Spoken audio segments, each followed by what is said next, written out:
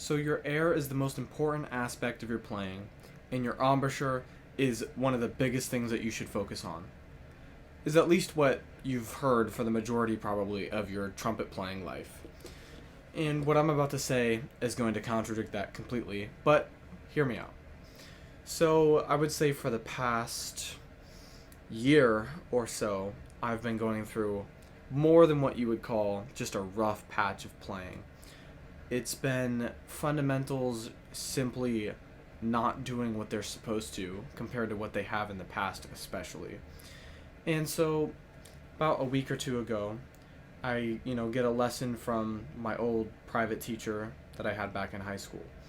And so, just like normal, he's telling me the same things that he always does. He's telling me you're doing this that we fixed last time, all these things.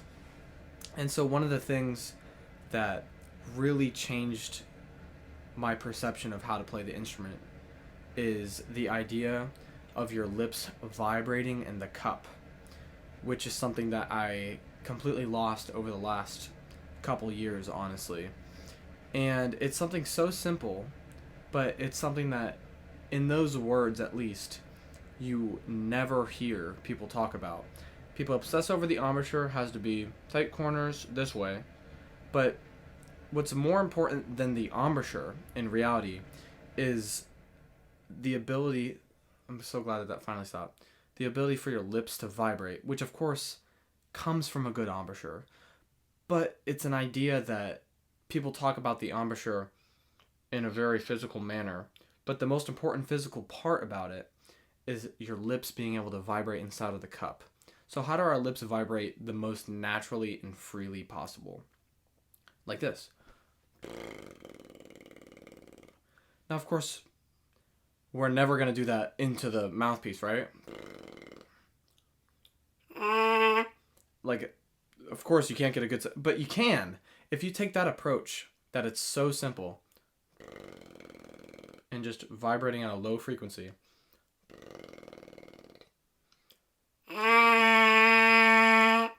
That's how you're going to get that feeling of vibration throughout the instrument. And this is the thing that I've been missing the past year. And I'm so glad, even though I've already known this information, I'm so glad I finally had something click with me. And that's the lips vibrating in the cup.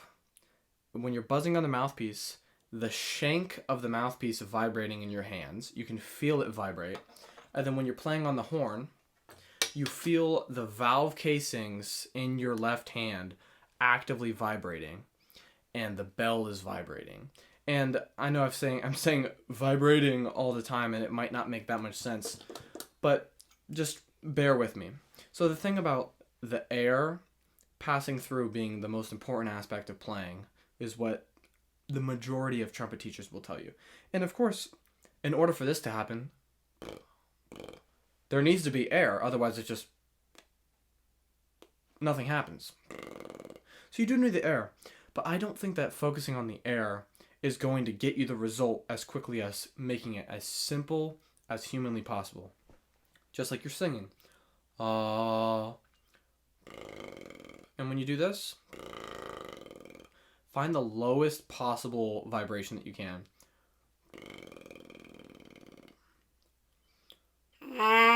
And so the big thing that I was trying to fix recently is that I had a tendency to jam this thing into my face, and I was cutting off the vibrations. So when you reduce that vibration pressure and just put it right in front of your face, and then just think,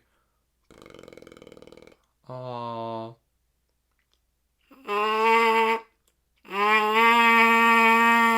It might not be pretty at first, but you're getting a different part of your face to vibrate inside of the cup. And that is going to expand your range, expand your flexibility, and everything. Every single aspect of your playing will become that much easier because, of course, everybody talks about this mouthpiece pressure, but they don't tell you how to eliminate it. Here, this is what it is. Just place it right there. Like, don't even make an embouchure. Just exist.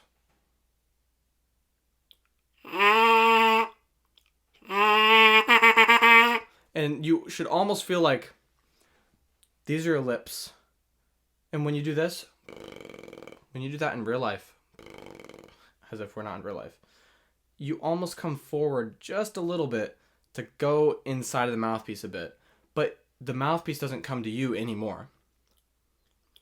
Does that make sense? It's almost like as simple as humanly possible to make this sound. So instead of focusing so much on the embouchure being certain corners and this and that, just picture the sound in your head. And then let your lips just vibrate.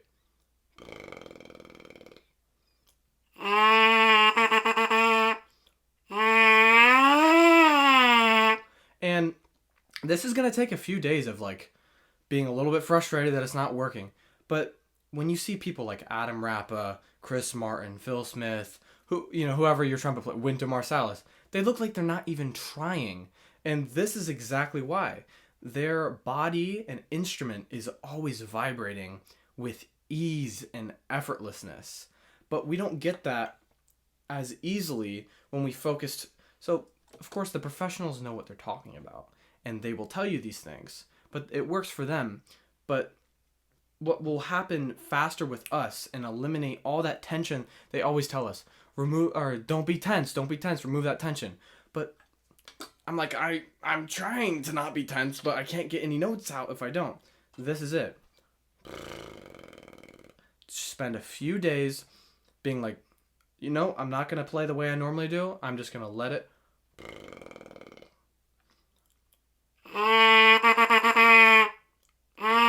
So honestly, you almost need to develop a mini obsession with, I am going to just make everything vibrate no matter what I'm playing, no matter what note I'm playing. If I can't play above a high G today, so be it. I'm not going to break my just ability to.